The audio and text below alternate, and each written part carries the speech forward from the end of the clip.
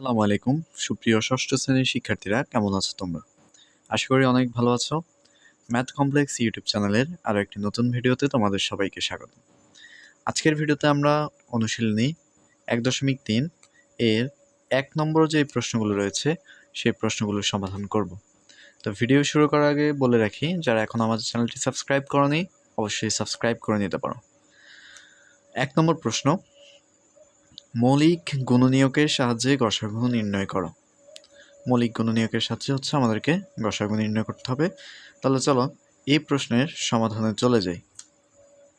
তাহলে প্রশ্ন হচ্ছে 144, 240, 612। এই অঙ্কটিকে আমাদেরকে মৌলিক গুণনীয়কের সাহায্যে বিশ্লেষণ করতে হবে, গসাগু বের করতে হবে। সেক্ষেত্রে এই সংখ্যাগুলোকে আমরা মৌলিক গুণনীয়কে বিশ্লেষণ করে নিব শুরুতেই। তো মৌলিক সংখ্যা কি এটা আমাদেরকে জানতে হবে।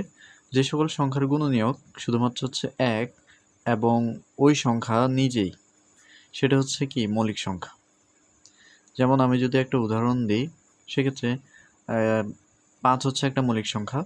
কিভাবে 5 মৌলিক সংখ্যা কারণ 5কে আমরা শুধুমাত্র 1 এবং 5 দিয়ে ভাগ করতে পারি, অর্থাৎ 5-এর গুণনীয়ক আমাদের 2টা। তাহলে যেই সংখ্যার গুণনীয়ক থাকবে 1 এবং ওই সংখ্যা, সেটাই আমাদের মৌলিক সংখ্যা। অর্থাৎ এই যে সংখ্যাগুলো রয়েছে, এই সংখ্যাগুলোকে আমরা মৌলিক সংখ্যা দিয়ে ভাগ করব, ভাগ করে মৌলিক গুণনীয়কগুলো আমরা বের করব। সেক্ষেত্রে মৌলিক সংখ্যা আমাদের কি রয়েছে? 2, 3, 5, 7, 11। আরও যদি আমাদের প্রয়োজন হয় তখন আমরা এগুলো ইউজ করতে পারবো। তাহলে শুরুর সংখ্যাটা কত? 144। 144কে আমরা মৌলিক গুণনীয়কে বিশ্লেষণ করব, অর্থাৎ মৌলিক সংখ্যা দিয়ে ভাগ করব। তাহলে 144কে প্রথম আমরা সবচেয়ে ছোট মৌলিক সংখ্যা 2 দিয়ে ভাগ করব, যেহেতু এটা জোড় সংখ্যা। 7 দুগুণে 14, 2 দুগুণে 4। জোড় সংখ্যা হলে কিন্তু আমরা 2 দিয়ে ভাগ করতে পারি।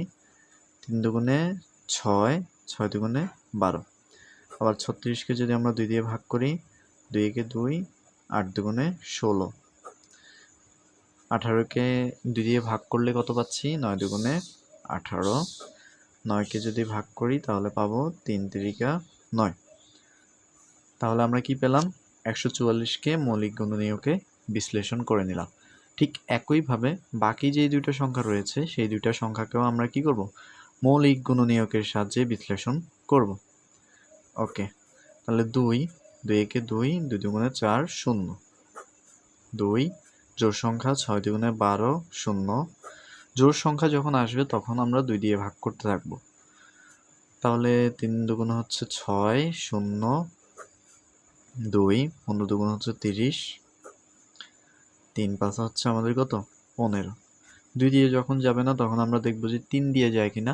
3 দিয়ে না গেলে আমরা 5 দিয়ে করব। সেক্ষেত্রে মৌলিক সংখ্যাগুলো দিয়ে আমরা ভাগ করার চেষ্টা করব। বাকি রয়েছে কত? 612। এটাও একটা কি সংখ্যা? জোড় সংখ্যা। তাহলে আমরা 2 দিয়ে ভাগ করতে পারি। 2, 3 দুগুণে 6, 0, 6 দুগুণে 12। তোমরা ভাগ করে দেখবা 612কে যদি আমরা 2 ভাগ করি তাহলে আমরা 306 পাচ্ছি।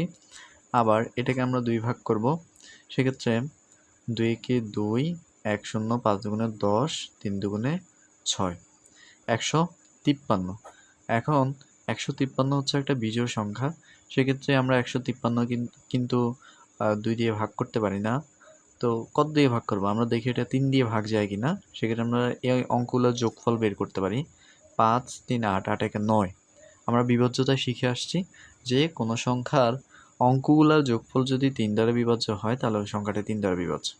তার মানে এটা 3 দিয়ে বিভাজ্য। 3 5 15, 3 একে 3। আবার 5 একে যোগ করলে কত হচ্ছে? 6। 6কে কিন্তু আমরা 3 দিয়ে ভাগ করতে পারি। তার মানে এই সংখ্যাটাকে আমরা 3 দিয়ে ভাগ করতে পারি। তাহলে কত হচ্ছে? 3, 3 একে 3, 3 7 21। তাহলে সবগুলা সংখ্যাকে কিন্তু আমরা কি করলাম? বিশ্লেষণ করে ফেললাম, মৌলিক গুণনীয়কে বিশ্লেষণ করে ফেললাম। এখন আমরা এগুলার গুণনীয়কগুলা লিখে নিব যে এখানে 144 সমান আমরা কি পেয়েছি? 2, 2, 2, 2, 3, 3। এটা আমরা লিখব যে 2 গুণ 2 গুণ 2 গুণ 2 গুণ 3 গুণ 3। আবার 240 সমান আমরা পাচ্ছি 2 গুণ 2 গুণ 2 গুণ 2 গুণ 3 গুণ 5। 612 হচ্ছে 2 গুণ 2 গুণ 3 গুণ 3 গুণ হচ্ছে 17। তাহলে আমরা কি করলাম, সবগুলো সংখ্যার মৌলিক গুণনীয়ক বের করলাম। এখন আমরা এই গুণনীয়কগুলোর মধ্যে সাধারণ গুণনীয়ক বের করব, অর্থাৎ এই গুণনীয়কগুলোর মধ্যে কোন গুণনীয়কগুলো হচ্ছে সব জায়গায় রয়েছে ওই গুণনীয়কগুলো হচ্ছে আমরা ফাইন্ড আউট করব। তাহলে আমরা লিখি নিই আগে যে 144, 240 এবং 612 এর সাধারণ মৌলিক গুণনীয়কগুলো হলো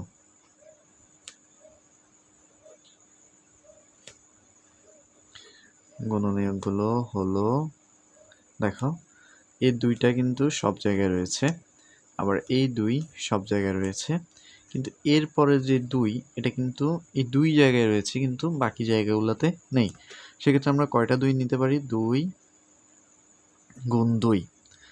এরপরে আমরা দেখব যে 3 গুলা সব জায়গায় রয়েছে কিনা। এখানে রয়েছে, এখানে রয়েছে, এখানে রয়েছে, তাহলে আমরা একটা 3 নিব। এরপরে এখানে 3 আছে, এখানে একটা 3, এখানে একটা 3, হবে না। সেক্ষেত্রে আমরা প্রত্যেক জায়গায় যেই গুণনীয়কগুলো থাকবে সেগুলো হচ্ছে আমাদেরকে নিতে হবে। এই গুণনীয়কগুলো হচ্ছে আমরা কি পেলাম? 2 2 2 আর হচ্ছে 3 সাধারণ গুণনীয়কগুলো পেলাম। এই সাধারণ গুণনীয়কগুলোকে গুণ করলে যেই সংখ্যাটা হবে সেটাই হচ্ছে আমাদের গসাগু। সুতরাং 144, 240 এবং 612 এর গসাগু হবে কত? 2 গুণ 2 গুণ হচ্ছে 3 সমান হচ্ছে 2 গুণ 4, 3 4 12। এটাই কিন্তু আমাদের এই অঙ্কের অ্যান্সার। তাহলে আমরা কি করলাম, আমরা একটু বোঝার চেষ্টা করি। প্রথম স্টেপ হচ্ছে, এটা হচ্ছে 1 নম্বর ধাপ। 1 নম্বর ধাপে আমরা মৌলিক গুণনীয়কে বিশ্লেষণ করলাম। এরপর হচ্ছে আমরা মৌলিক গুণনীয়কগুলোকে লিখে নিলাম। দেন হচ্ছে আমরা সাধারণ গুণনীয়কগুলো বের করলাম। 4 নম্বর স্টেপ হচ্ছে আমরা কি করলাম, এই যে সাধারণ গুণনীয়কগুলো আমরা পেলাম, এই সাধারণ গুণনীয়কগুলোকে আমরা গুণ করে দিলাম। গুণফলটাই হচ্ছে আমাদের কি নির্ণেয় গসাগু। আশা করি এই অঙ্কটা তোমরা বুঝতে পেরেছ। আমরা নেক্সট অঙ্কে চলে যাই। এরপরে যে অঙ্কটি সেটা হচ্ছে 525, 495, 570। আগের মতোই আমরা লিখে নেব যে সংখ্যাগুলোকে মৌলিক গুণনীয়কে বিশ্লেষণ করে পাই। 525 এটাকে 2 দিয়ে ভাগ করা যায় না, কারণ এটা একটা বিজোড় সংখ্যা। তাহলে আমরা দেখি যে এটা কি 3 দিয়ে যায় কিনা। তাহলে 5 2 7, 7 5 12, 12কে 3 দিয়ে ভাগ করা যায়, তার মানে এই সংখ্যাটাকে আমরা 3 দিয়ে ভাগ করতে পারি। তার মানে কত? 3, 3 একে 3, 3 7 21, 3 5 15। তোমরা ভাগ করে নিবা। এরপরে এটাকে আর হচ্ছে 3 দিয়ে যায় না, 7 5 12, 13 যায় না। সেক্ষেত্রে আমরা জানি কোনো সংখ্যার শেষে যদি 5 থাকে সেটা কিন্তু 5 দিয়ে বিভাজ্য হয়। তাহলে আমরা এটাকে 5 দিয়ে ভাগ করব। 5 3 5 15, 5 5 25, আবারও 5 দিয়ে ভাগ যায়, 5 7 35। ওকে। এরপর হচ্ছে আমাদের 495, 9 5 14, 14 4 হচ্ছে 18, 18কে 3 দিয়ে যায়, তার মানে এটাকে আমরা 3 দিয়ে ভাগ করতে পারবো। 3 একে 3, 3 6 18, 3 5 15। এটাকে আবার দেখি 3 দিয়ে যায় কিনা। 5 6 11, 1 12, তার মানে এটাকে 3 দিয়ে ভাগ করা যাবে। 3 5 15, আবার হচ্ছে 3 5 15। এখন আর এটাকে 3 দিয়ে যায় না, 10। তাহলে এটাকে আমরা কত দিয়ে ভাগ করব? 5 দিয়ে ভাগ করব, কারণ কোনো সংখ্যার শেষে যদি কি থাকে, 5 থাকে, সেটা 5 দিয়ে বিভাজ্য হয়। 5 11 55। এরপর রয়েছে কত? 570। 570কে আমরা কিভাবে লিখব? জোড় সংখ্যা, তাহলে 2 দিয়ে ভাগ করব। 2 দুগুণে 4, 14, 8 দুগুণে 16, 5 দুগুণে 10। এরপরে দেখো 8 5 13, 13 2 15, 15কে 3 দিয়ে যায়, তাহলে 3 দিয়ে ভাগ করব। 3 9 27, 3 5 15। 9 5 14, 3 দিয়ে ভাগ যাবে না, আমরা 5 দিয়ে ভাগ করব। 5 একে 5, 5 নং 45। এই হচ্ছে আমরা কি করলাম, মৌলিক গুণনীয়কের বিশ্লেষণ করলাম। এখন আমরা হচ্ছে যেই মৌলিক গুণনীয়কগুলো পেলাম সেগুলো লিখে নিব। তাহলে এখানে 525 সমান আমরা কি পেলাম, 3 গুণ 5 গুণ 5 গুণ 7। আবার 495 সমান পেলাম 3 গুণ 3 গুণ 5 গুণ হচ্ছে 11। 570 সমান কি পেলাম, 2 গুণ 3 গুণ 5 গুণ হচ্ছে 19। তো লেখাগুলা ঠিক আগের মতো। এখন আমরা কি করলাম, প্রথম ধাপ আমরা করলাম গুণনীয়ক বের করলাম, সাধারণ গুণনীয়কগুলো, এরপরে হচ্ছে গুণনীয়কগুলো লিখে নিলাম।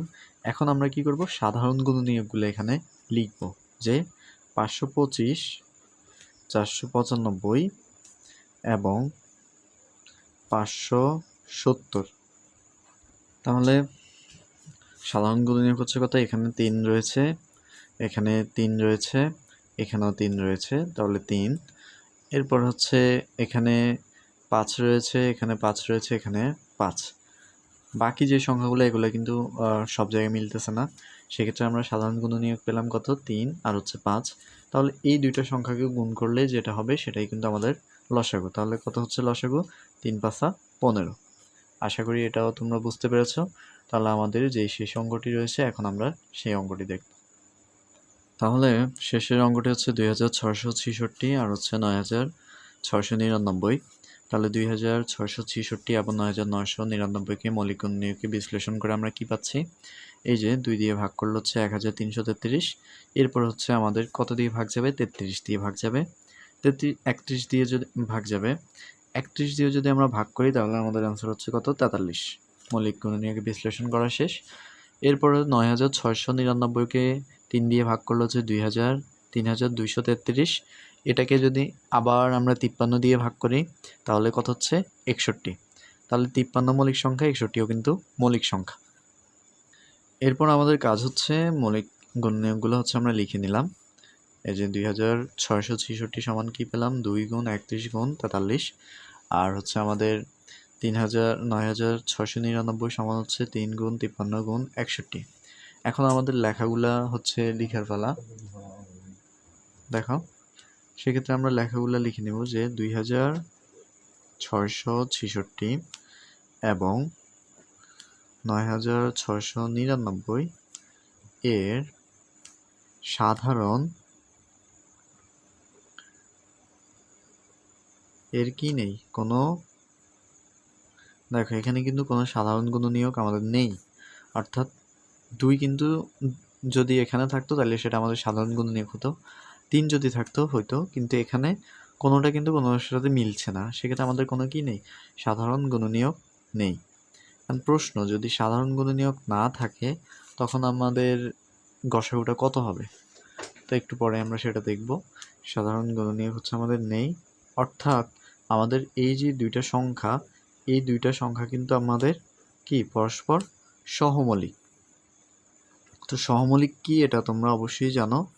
আমরা 2.2-এ কিন্তু এই অঙ্কগুলো করে আসছি। তোমরা চাইলে, তোমরা যারা বুঝো না অবশ্যই সেই অঙ্কগুলো তোমরা করে নিতে পারো, বুঝে আসতে পারো, সেক্ষেত্রে তোমাদের জন্য বুঝতে সুবিধা হবে।